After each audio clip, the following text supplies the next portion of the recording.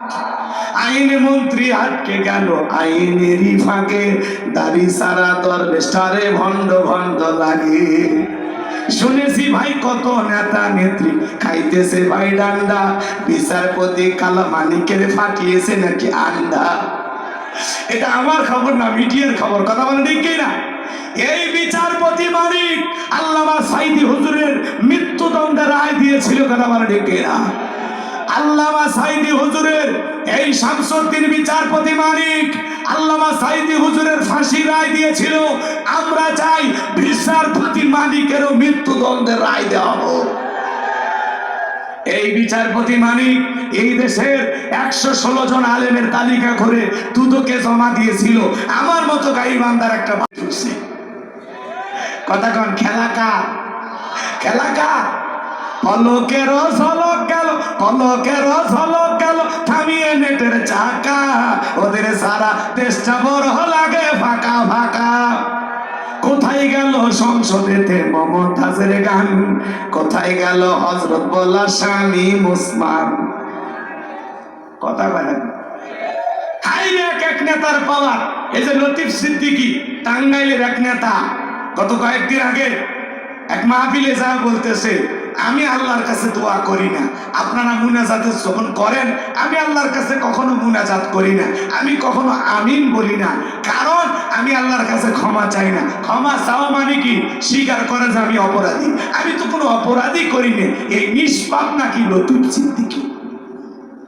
লতিফ সিদ্দিকী ওয়াজকে নিয়ে কটূক্তি করেছিল। কথা বলে না কেন? ওয়াজকে নিয়ে যে কটূক্তি করেছিল, সেই লতিফ সিদ্দিকী আবার মাহফিলের মঞ্চে যায়া কোরআনের মাহফিলে বলতেছে আমি অপরাধ করি, আমি আল্লাহর কাছে ক্ষমা চাই না। ক্ষমা চাওয়া মানে অপরাধ স্বীকার করা। আমি তো জিনা করিনি, আমি তো চুরি করিনি, তাহলে আমি কেন মাফ চাবো? এই যে দাম্ভিকতা যে করে, আল্লাহর কাছে ক্ষমা চাইতে যার লজ্জা লাগে, এ কি মানুষ আছে? কথা বলে। শয়তানও তো বলেছিল আমি আগুনের তৈরি আর মাটির তৈরি, আদমকে সেজদা দেব। এত বছর ইবাদত করার পরেও শুধু একটা সেজদা, আল্লাহর একটা আদেশ অমান্য করার কারণে অভিশপ্ত ইবলিস হয়েছে। কথা বলে ঠিক না? এজন্য লতিফ সিদ্দিকীকে বলবো, ভালো হয়ে যান, ভালো হইতে পয়সা লাগে না, তওবা করে ফিরে আসা। ও বলতেছে আমার কোনো গুণেই নেই, আমি কিসের ক্ষমা চাইব? কথা বল, আমি কেন মুনাজাত করব? নবীরা ছাড়া এই দুনিয়াতে আর কেউ নিষ্পাপ দাবি করতে পারবে না? জোরে বলে। এ জায়গায় খুবই গুরুত্বপূর্ণ কথা। নবীজির অপমানে যদি না কাঁদে তোমার মন, মুসলিম নয় তুমি মুনাফিক, নবীজির দুশমন। তাম পৃথিবীতে 200 কোটি মুসলমান, 700 কোটি মানুষের মধ্যে 200 কোটি মুসলমান। ফ্রান্সের লোকেরা যখন রসুলের কার্টুন প্রদর্শন করলো, কার্টুন বানায়া নাকটা বেঁকা করে দিয়া মুখে কয়েকটা দাড়ি লাগায় বলে ইনি মোহাম্মদ। জোরে কর নাউজুবিল্লাহ। আমার নবী কি দেখতে কার্টুনের মতো? এই পৃথিবীর সবচাইতে সুন্দর মানুষটির নাম মুহাম্মদ রাসূলুল্লাহ সাল্লাল্লাহু আলাইহি সাল্লাম। যে নবীর চরিত্রের সার্টিফিকেট আল্লাহ দিয়ে বলেন ওয়া ইন্নাকা লাআলা খুলুকিন আযীম। নবী গো, আপনি হলেন পূত পবিত্র মহান চরিত্রের অধিকারী। চলে বলেন মারহাবা। নবীর চাইতে উত্তম চরিত্রের মানুষ এই দুনিয়ার জমিন আর কেউ আছে? আযীম আরবিতে এমন একটি শব্দ যার গভীরতা মাপা যায় না। আপনার আমার নবী কেমন দামি নবী, যে নবী 63 বছরের জিন্দেগিতে একটি মিথ্যা কথা বলেননি, এমন বিশ্ব রেকর্ড পৃথিবীর আর কোন দ্বিতীয় নেতার আছে? সেই নবীকে নেতা মানতে রাজি আছেন তো ইনশাআল্লাহ? কারা কারা হাত তোলেন তো। আমার নেতা, তোমার নেতা 63 বছরের জিন্দেগিতে একটি মিথ্যা কথা বলেননি। কেমন মানুষ ছিলেন! সুবহানাল্লাহ। নবীরা মাসুম, নবীদের জন্মের আগে পরে সব গুনাহ আল্লাহ মাফ করে দিয়েছে। পৃথিবীর সকল নবী নিষ্পাপ, পৃথিবীর সকল নবী জান্নাতি। সুবহানাল্লাহ বলেন। আর আব্দুল লতিফ সিদ্দিকী কি বলে? আমি ক্ষমা চাই না, আমি তো গুনাহ করিনি, আমার কোনো গুনাহ নেই, আমি এমন কোনো পাপ করিনি যে পাপের জন্য আল্লাহর কাছে ক্ষমা চাইতে হবে। কথা কেন? এত বড় যে দাম্ভিকতার সহিত কথা বলতে পারে, বলেন তো বাজান, এর মাথার কি ঠিক আছে? আমার মনে হয় আর মাথার পুরো তার ছিঁড়ে গেছে, কথা কর ঠিক না? এই তার ছিঁড়ে যাওয়ার কারণে আলতু ফালতু বক্তব্য দেয়। এরা সব সময় আলোচনা সমালোচনায় থাকতে চায়, কথা বলে ঠিক না? তুমি কোরআনের মাহফিলে যায়া বলো আমি মুনাজাত করি না। আপনারা যখন মুনাজাত করেন বিশ্বাস করেন না, হাত তুলে না, আমি আমিন বলি না। আমি কখনো ক্ষমা চাই না আল্লাহর কাছে। কেন ক্ষমা চাইবো? এই যে দাম্ভিকতার সহিত আপনি কথা বলেন, এই সমস্ত লোকদেরকে মাহফিলে কথা বলতে দেয়া সুযোগ দেওয়া হবে না। কথা বলে না কেন? কারণ এরা সুযোগ পাইলে কি বলবে এরা নিজেরাও জানে না, কথা বলে ঠিকই না। আর এরা যদি বক্তব্য দেয়ও দেখবেন খালি উল্টো পাল্টা বক্তব্য। নিজের মুখে দাঁড়িয়ে নেই, বলে আপনারা কারা কারা দাঁড়িয়ে রাখবেন, হাত তুলেন। নিজে নামাজ পড়ে না, সে বলে কারা কারা নামাজ পড়বেন, হাত তুলেন। তো আগে নিজে আমল করেন, তারপরে তো দাওয়াত দিবেন, কথা বলে ঠিক না? সেদিন আমাদের মুফতি আমির হামজা ভাই, আপনারা দেখেছেন, একটা মাহফিলে এক নেতা বক্তব্য ভুল করছে, তো উনি ওই বিষয়টা ধরে দেওয়ার চেষ্টা করেছিলেন। আসলে যদিও প্রকাশ্যে এইভাবে বলা ঠিক না, তারপরে উনি নাকি গোপনে একবার বলেছিলেন। এই কথা বলাতে নেতা খেপে গেছে যে আমার কোরআনের আয়াত ওরা কেন ভুল ধরলো, আমি সহি শুদ্ধ করতে পারি না, তাতে আপনার সমস্যা কি? এইগুলো একটা বিতর্ক সৃষ্টি করলো। এই সময় দেখবেন মাঝে মাঝে কিছু নেতা ঠিক মতো সালামও দিতে পারে না, ভাই সালাম আলাইকুম। এরা নাকি নেতা যে জাতিকে সালাম শুদ্ধ করে দিতে পারে না, বিসমিল্লাহ সহি করে পড়তে পারে না। এক নেতা মাইক ধরে বলতেছে আপনারা আমাকে এই মাহফিলের প্রধান অতিথি বানাইছেন, এই জন্য আমি নিজেকে গর্ববতী মনে করছি। আপনারা নির্বাচনে ভোট দিয়ে আমাকে এলাকার নেতা বানাইছেন, এই জন্য নিজেকে আমি আর একবার গর্ববতী মনে করছি। মহিলারা পর্যন্ত নাকে কাপড় দিয়ে হাসে আর বলে আল্লাহ, যেই নেতায় 1 মিনিটে 2 বার গর্ভবতী হয়, এ তো দেশ ভরায় ফেলবে। এদের বিবেক ঠিক নাই। এই জন্য লতিফ সিদ্দিকে বলবো এখনো সময় আছে, পাবনায় যায় চিকিৎসা নাও, কথা বলা ঠিক কিনা? আল্লাহ জানে এই সমস্ত দাম্ভিক নেতাদের হেদায়েত দান করেন। আর হেদায়েত ভাগ্যে না থাকলে আল্লাহর থেকে ফয়সালা আল্লাহ যেন সেটাই করেন। চিৎকারে মেরে বলেন আল্লাহু আকবার। মাহফিলের মঞ্চে যায় ভাত নিয়ে, একটা গেঞ্জি পরে, মাথার টুপি নাই, কি মশা, বলে আমি কখনো ক্ষমা চাই না, আমি তো জিনা করিনি, আমি তো চুরি করিনি, আমি কেন ক্ষমা চাইবো? তো চাও না তো ঠিক আছে, এত পেশাল তো তার দিকে বলছে, তুমি যে এত চিল্লাইতেছো, গল্প বলতেছো, তোমার এই গল্প তো জাতি শুনতে চায় না, কথা বলে ঠিক না? এ সমস্ত এরা স্বৈরাচারের দোষর ছিল, আমরা এদের বিচার করব।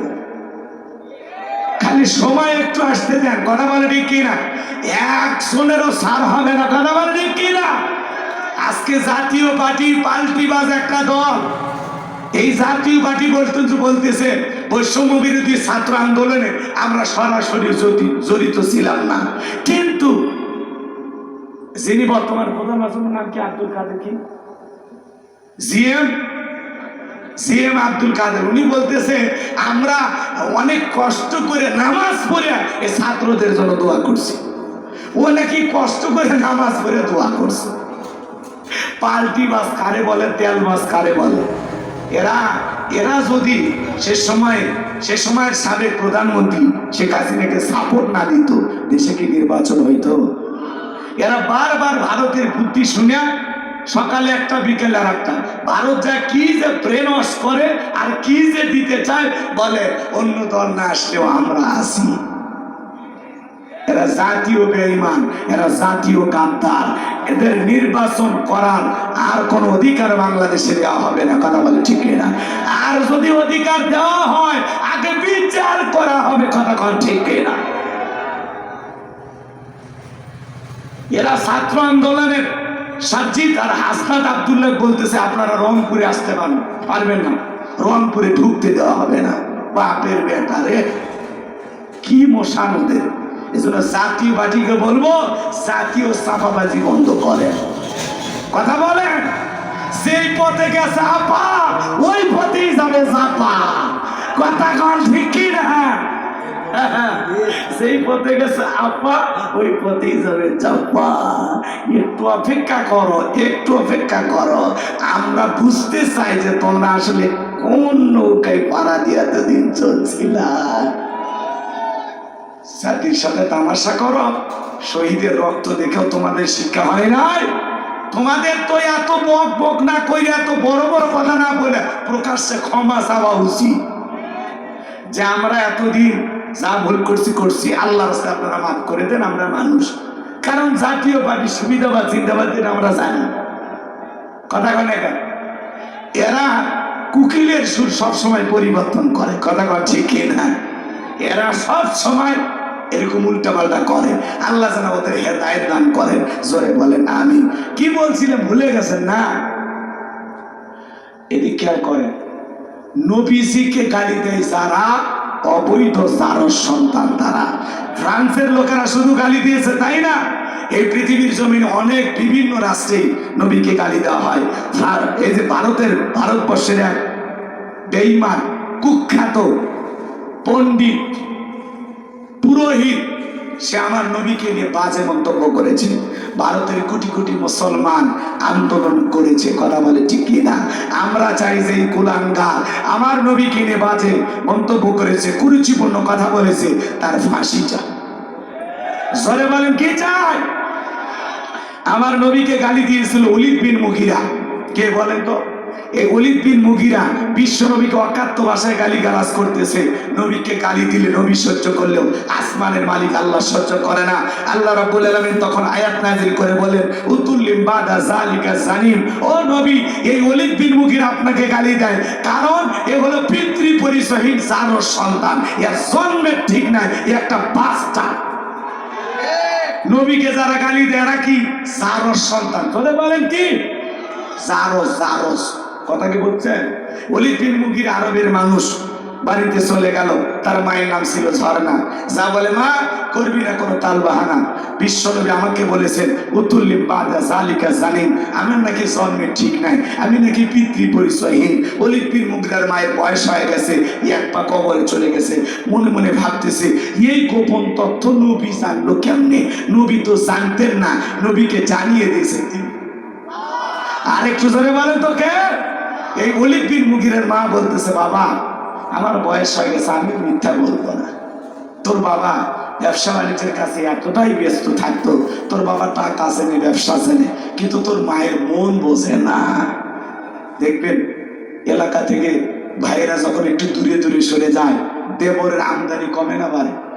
ওই দেবরেরা ভাবির দুয়ারে যায় স্লোগান দেয়, ভাবি ভাইয়া তোমার বর, আমি যে দেবর, ভেবে দেখো ভাবি কার কত দাবি, পাই গেছে মা লসিয়ে, আমি তো দেশে আসি।